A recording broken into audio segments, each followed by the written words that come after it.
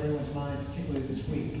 Very timely. I actually was in Washington last week and went to the coffee that Senator Portman has every Wednesday. I had a chance to speak with him for a little bit and his foreign policy leads for a little bit. And he assured me that they were going to be very tough on Russia. And then the Washington Post story came out, and I guess we could be happy about one thing, which was I think Senator Portman was the third Republican senator to ask for Sessions' recusal.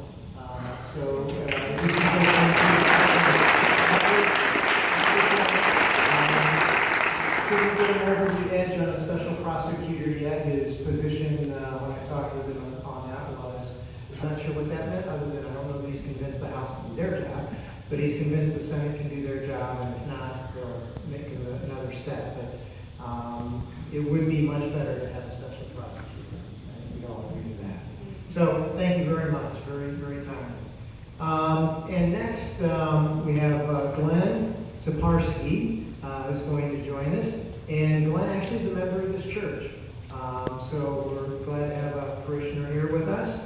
And he's an assistant professor at OSU and seeks the truth through reason and rationality. It's a novel approach nowadays, so you might be swimming against the tide, but we're glad you're with us. And Glenn's also the co-founder of International Insight, and he's authoring a new book, which I won't do it justice, so I'll let him talk about that. Thank you.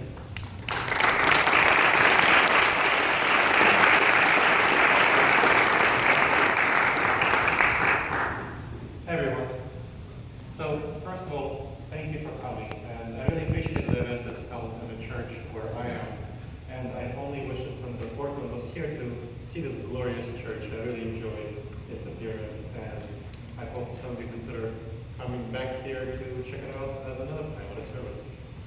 So, what I want to talk about is truth in politics, fact-checking, alternative facts, and so on. And the book I'm writing is called The Alternative to Alternative Facts. Fighting Post-Truth Politics with Behavioral Science. Now, if Senator Portman was here, I'd offer him a free copy. I think he needs it. And I think all senators do as well, but especially Republican ones.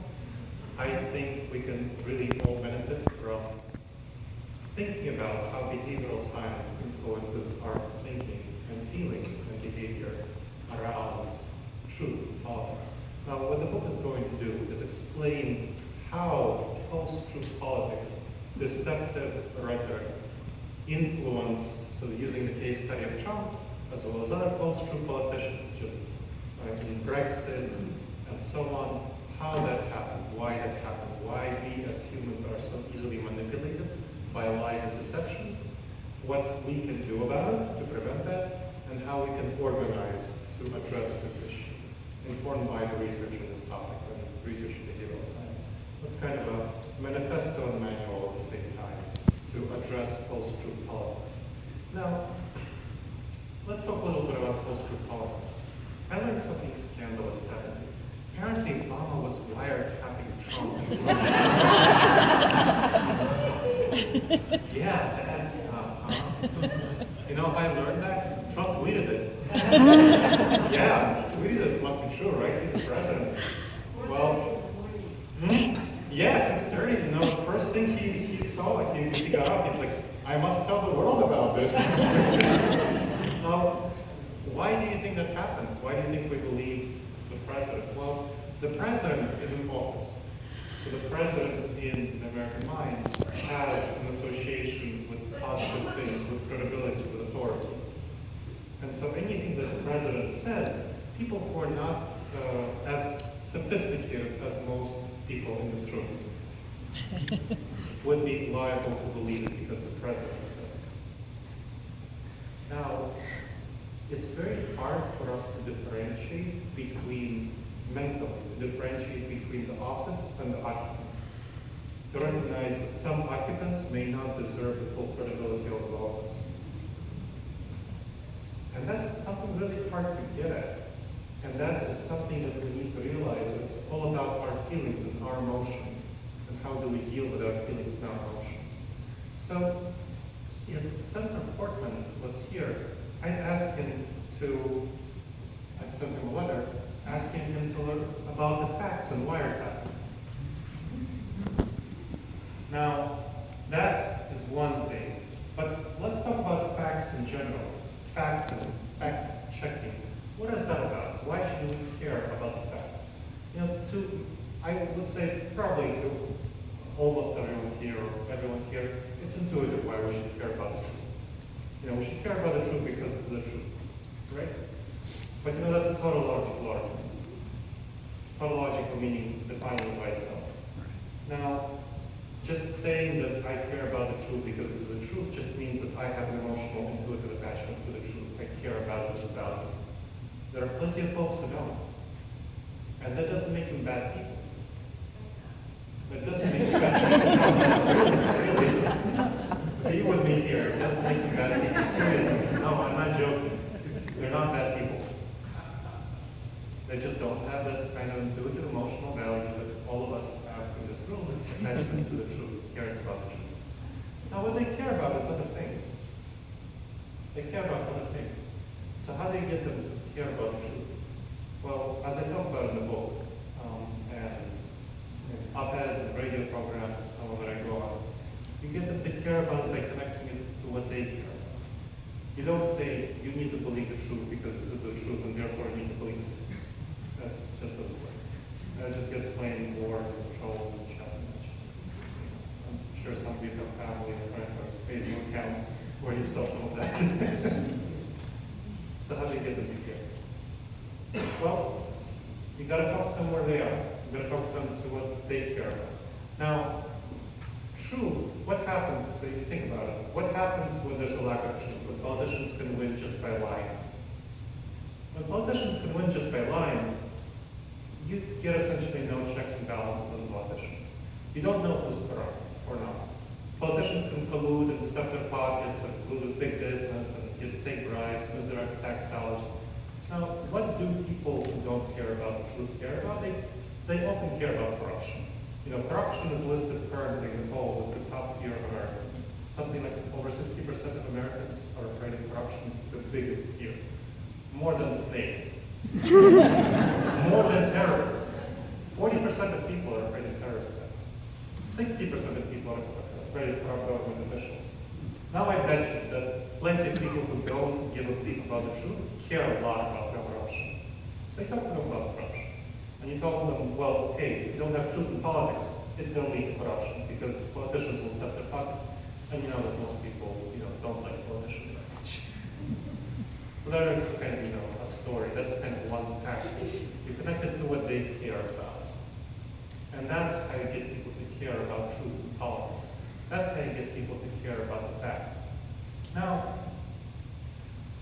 how you get people, why should we even care about the facts? How do we get people to care about the facts and understand the danger of not caring about the facts? How do we actually get a change going in our society? Well, if we think of what we need to do, we need to have a bit of a movement. So we talked a little bit about the environment earlier. And thank you again, Alicia, for presenting about that. And there was an environmental movement which brought about this thing. Before the 1970s, we didn't have a thing like, clean air is a good thing. It was just like, sure, I like breathing. But it wasn't there wasn't this mental conception of clean air is a good thing that we should fight for politically. But you know what happened in the 1970s? It was a group of activists who got together and said, hey folks, what we need to do, a small community group, was that we really need to convince other people everywhere that clean air and clean water is a good thing. And we need to take political action to change minds. To change minds and to change hearts. And you know what they did? They got me to recycle. They got you to recycle. They got people to compost. They got such major changes in everyday life. Imagine whole nations recycling. I mean, it was only like a couple of years ago that Columbus started an actual recycling program. Before that, my wife and I were paying, who was by the way a member of a choir, big applause. She's raising her fist at me. Doesn't like to be a center of attention. Yes, it does. But anyway, so my wife and I were paying $10 for the red bin that was outside of our room, outside of the house. And now we got the blue bin. And Columbus is really, compared to San Francisco, where they recycle 5 kinds of trash, we're not even close. Now, that's only one thing. They got people to change their behavior. They also got politicians to change their behavior. We got various environmental protection laws that Alicia was talking about. It's great. Now, can't we do the same thing with a pro-truth movement?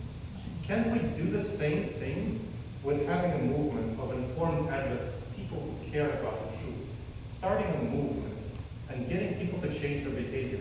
Do things like fact-checking.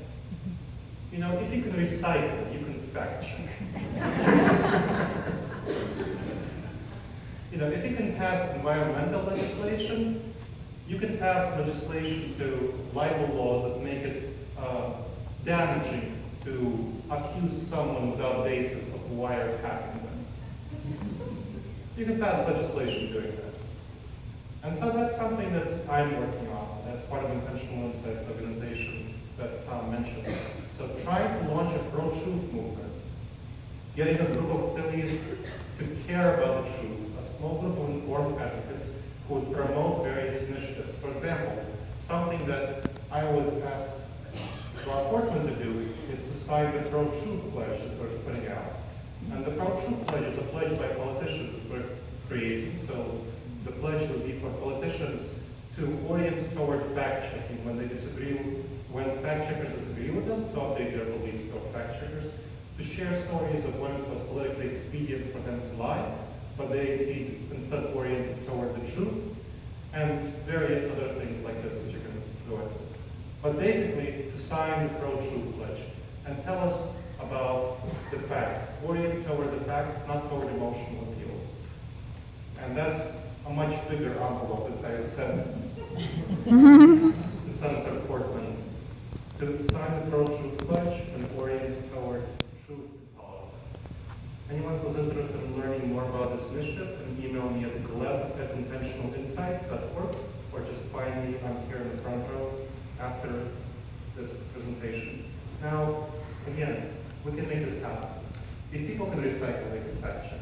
If legislators can pass pro-environmental legislation, they can pass pro-truth legislation. And we can clean up the pollution of truth in politics. Thank you.